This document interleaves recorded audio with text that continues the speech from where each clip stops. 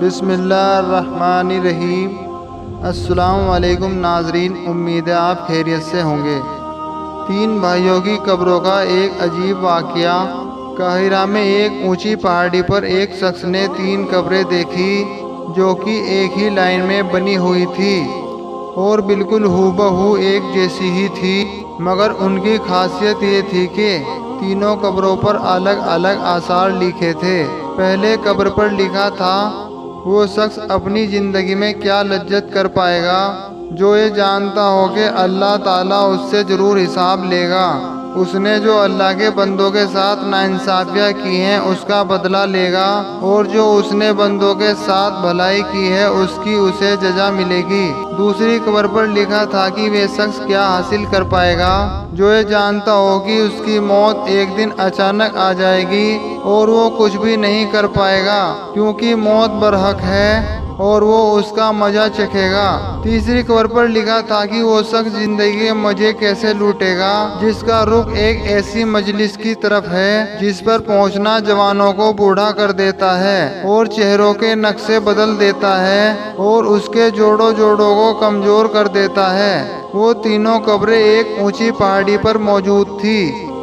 جب اس شخص نے تینوں قبروں کو دیکھا اور ان آثاروں کو پڑھا جو ان تینوں قبروں پر بڑی خوبصورتی کے ساتھ لکھے تھے، تو ان قبروں کا راز جاننے کے لیے وہ شخص قریب کی بستی میں پہنچا اور اس نے ایک بزرگ شخص سے ان تینوں قبروں کے بارے میں پوچھا تو بزرگ نے جواب دیا کہ یہ تینوں قبریں 3 سگے بھائیوں کی ہیں۔ اس شخص نے معلوم کیا کہ جو آثار ان تینوں قبروں پر لکھے ہیں اس کا کیا مطلب ہے۔ تب اس بزرگ شخص نے کہا، یہ آثار جو آپ دیکھ کر آئے ہیں وہ ان تینوں بھائیوں کی گزری ہوئی زندگی کی وصیت ہے۔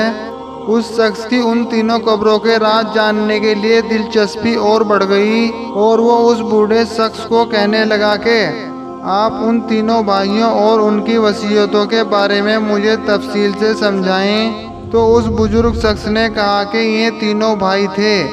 بڑا بھائی ایک بادشاہ کے یہاں ایک بڑا عہدے دار تھا جو شہروں اور لشکروں کے انتظام پر مامول تھا اور وہ بادشاہ کے ساتھ رہتا تھا۔ دوسرا بھائی تاجر تھا اور تیسرا بھائی عبادت گزار تھا جس نے عبادت کرنے میں اپنی پوری زندگی گزار دی۔ جب اس کی موت کا وقت قریب آیا تو اس کے دونوں بڑے بھائی اس کے قریب آئے اور بڑے بھائی نے کہا، اے میرے بھائی، تجھے اگر کوئی وصیت کرنی ہے تو مجھ کو بتاؤ، میں اس کو پورا کروں گا۔ اس عبادت گزار بھائی نے کہا کہ میں کیا وصیت کروں، اللہ کی قسم میرے پاس کوئی مال نہیں ہے جو میں وصیت کر سکوں، نہ میرا کسی پر قرض ہے اور نہ ہی مجھ پر کسی کا قرض ہے۔ دوسرے تاجر بھائی نے کہا کہ اے میرے بھائی، میرا جو کچھ بھی مال ہے وہ سب تمہارے سامنے ہے، جس کا تم جو چاہو کر سکتے ہو، جو دل چاہے وہ وصیت کرو۔ اگر تمہارے دل میں کوئی بھلائی کا ارمان رہ گیا ہو جو مال کی وجہ سے پورا نہ ہوا ہو۔ اپنے بھائی کی یہ بات سن کر اس نے اپنا رخ موڑ لیا اور اپنے بھائیوں سے کہا کہ مجھے تمہارے مال کی کوئی ضرورت نہیں ہے، لیکن پھر بھی میں تم سے ایک وعدہ لینا چاہتا ہوں جس کی تم وعدہ خلافی نہ کرو گے۔ تو ان دونوں بھائیوں نے کہا کہ ہم وعدہ کرتے ہیں کہ تم جو کچھ کہو گے اسے ہم پورا کریں گے۔ تب اس عبادت گزار بھائی نے کہا، جب میں مر جاؤں تو تم مجھ کو ایک اونچی جگہ پر دفن کر دینا اور میری قبر پر لینا کہ زندگی سے وہ شخص کیا لذت حاصل کر پائے گا جو یہ جانتا ہو کہ اللہ تعالیٰ اس سے ضرور سوال جواب کرے گا اور اسے بندوں کے ساتھ کی جانے والی ناانصافیوں کا بدلہ لے گا اور اس نے جو بھلائی کی ہے اس کی وہ جزا دے گا۔ اور جب یہ کام کر لو تو تم روزانہ 3 دن میری قبر پر آنا، شاید تمہیں نصیحت نصیب ہو۔ انہوں نے اس کی موت کے بعد ایسا ہی کیا۔ اس کا بڑا بھائی روزانہ قبر جاتا تھا اور بہت روتا تھا، چلاتا تھا۔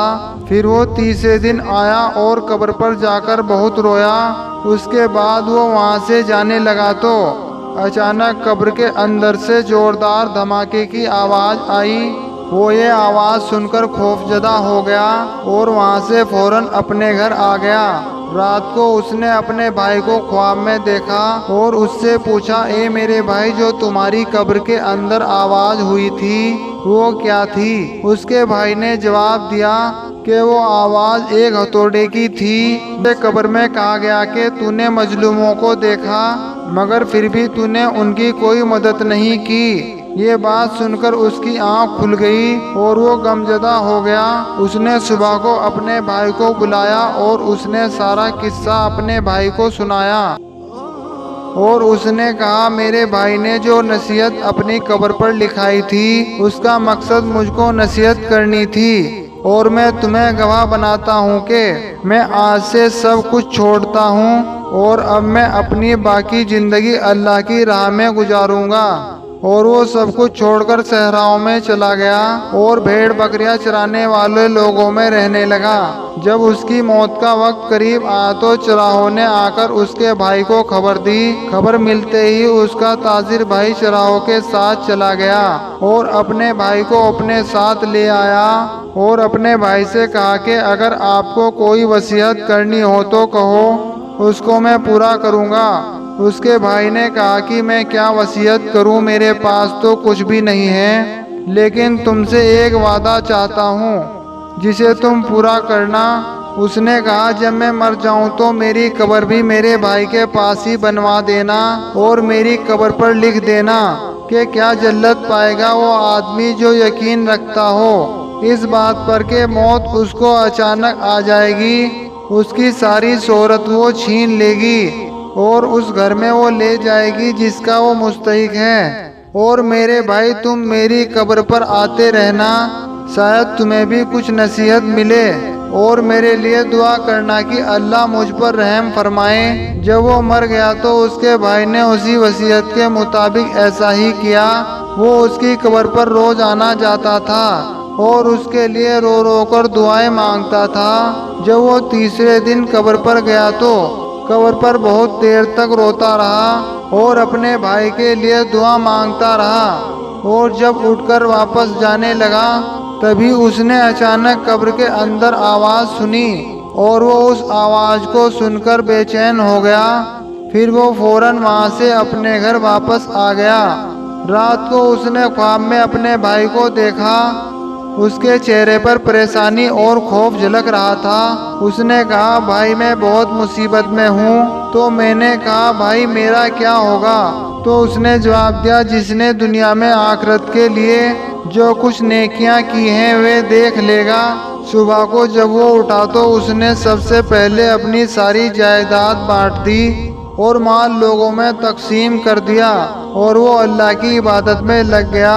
جب اس کی موت کا وقت قریب آیا تو اس نے اپنے بڑے بیٹے کو بلایا اور اپنے بیٹے سے کہا کہ جب میں مر جاؤں تو میری قبر میرے بھائیوں کے پاس ہی بنانا اور میری قبر پر لکھ دینا کہ کیسے مزے لوٹے گا وہ آدمی جس کا رخ ایسی مجلس کی طرف ہے جہاں تک پہنچنا جوانوں کو بھی بوڑھا کر دیتا ہے، جو چہرے کے نقشوں کو مٹا دیتا ہے اور اس کے جوڑ جوڑ کو کمزور کر دیتا ہے۔ مجھے دفنانے کے بعد میری قبر پر آتے رہنا، شاید تمہیں کوئی نصیحت مل جائے۔ بیٹے نے اپنے والد کے مرنے کے بعد ایسا ہی کیا۔ رات کو اس نے اپنے والد کو خواب میں دیکھا، وہ کہہ رہے تھے کہ بیٹا موت قریب ہے، آخرت کے سفر کی تیاری کر لو، اپنا سامان باندھ لو، جس گھر میں تمہیں نکلنا ہے اس گھر سے تمہیں نکلنا ہے اس گھر کی طرف جہاں تمہیں جانا ہے۔ صبح کو اس نے اپنے خواب کے بارے میں کسی کو بتایا اور پھر وہ بھی مر گیا۔ یہ کہہ کر بوڑھا بھی خاموش ہو گیا۔ سبق دوستوں اور بزرگوں، یہ 3 قبروں کا واقعہ آپ نے سنا۔ اس واقعے سے ہم سب کو نصیحت لینی چاہیے۔ اس کا مقصد یہ ہے کہ اللہ تعالی ہم سب کو خبردار کرتا ہے کہ اے لوگوں، مرنے کے بعد تمہارے ساتھ کیا ہوگا؟ تم دنیا میں اپنا مال جمع کرتے ہو مگر مرنے کے بعد تمہارے اچھے اعمال ہی کام آئیں گے، تمہارے اعمال کا ہی حساب ہوگا۔ تو تم ابھی سے ہی تیاری کر لو، دنیا کے ایسو آرام سے نکلو اور سیدھے راہ پر آ جاؤ۔ اللہ تعالی ہم سب کو سیدھے راستے پر چلنے کی توفیق عطا فرمائے، آمین۔ ہماری ویڈیو اچھی لگی ہو تو چینل کو لائک، شیئر اور سبسکرائب ضرور کریں۔ جزاک اللہ خیر۔